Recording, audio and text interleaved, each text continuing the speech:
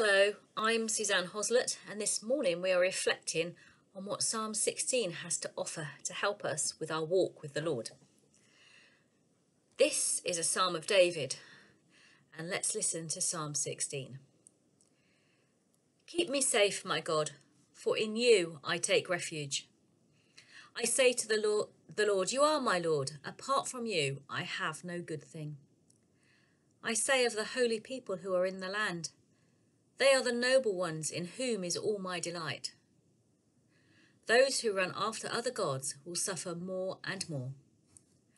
I will not pour out libations of blood to such gods, or take up their names on my lips. Lord, you alone are my portion and my cup. You make my lot secure. The boundary lines have fallen for me in pleasant places. Surely I have a delightful inheritance. I will praise the Lord who counsels me. Even at night, my heart instructs me. I keep my eyes always on the Lord.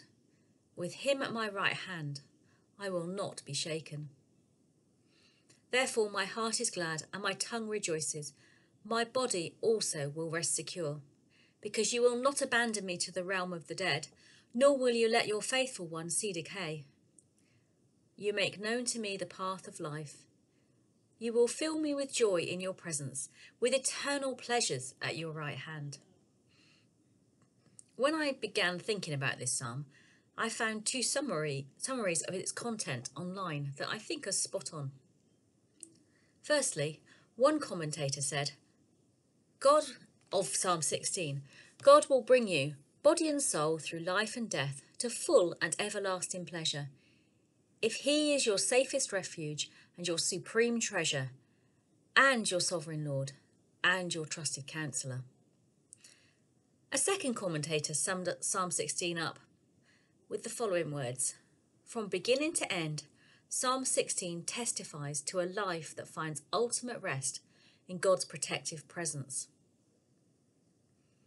However, this psalm starts with a request, no more of a plea, from David in verse 1. Keep me safe, my God. So the psalm doesn't start from a place of safety, a place of refuge, but from somewhere that David feels he needs rescuing from. But David is also confident in that plea, as he goes on to say in verse 1, for in you I take refuge. David knows that his Lord is his safe haven, his stronghold.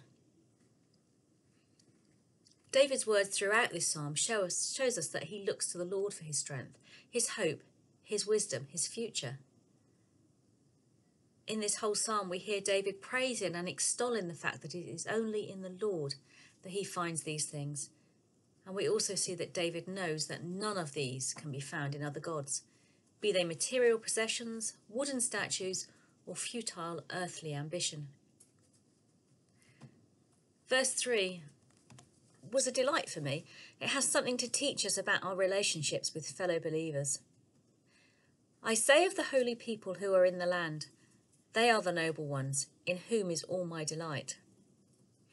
So David delighted in the godly ways of his fellow believers. He loved that they chose to believe and along with him to praise the Lord. It suggests that David chose to spend time with these people, those who are walking and trusting alongside him. I don't know about David, but for me, the walking alongside, spending time with, worshipping with other believers is very special to me. Maybe it is to you too. And it's been one of the hardest things for me over the last 7 months, not being able to spend time together as Christians, as we have been so used to for so long. Not being able to praise the Lord in song, maybe waving a flag, yes, but not in song, in worshipping and making noise together with him, to him. To sit together, to share together, to laugh and to cry together, to comfort each other. That's been just so hard.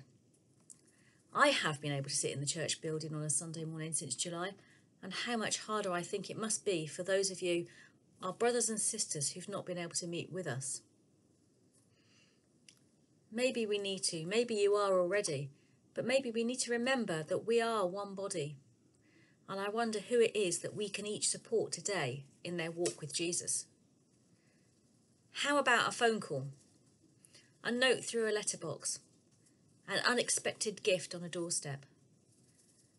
Let's, like David, remember to delight in our fellow believers, to encourage them, to comfort them, to support them, and to help each other find joy in the Lord's presence.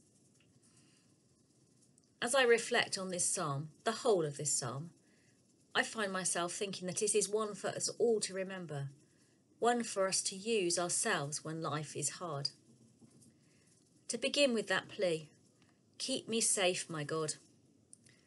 And then as we continue to read the words of the psalm, that in each verse we can be reminded of why it is only to Jesus and the Lord that we can truly call, why it's only in Jesus that we can find refuge and strength. When all about seems difficult, it is so easy to get wrapped up in the pain and struggles and to forget who we need to look to for strength and for hope. Psalm 16 is such an upbeat and encouraging psalm. I hope you will read it yourselves. But it's one that shows us that whatever life throws at us, no matter how hard the trials and the difficulties, we need to follow David's example. We need to go to the Lord, to call to him, and to seek our refuge in him. Like that commentator said, let's try to lead a life that finds our ultimate rest in God's protective presence.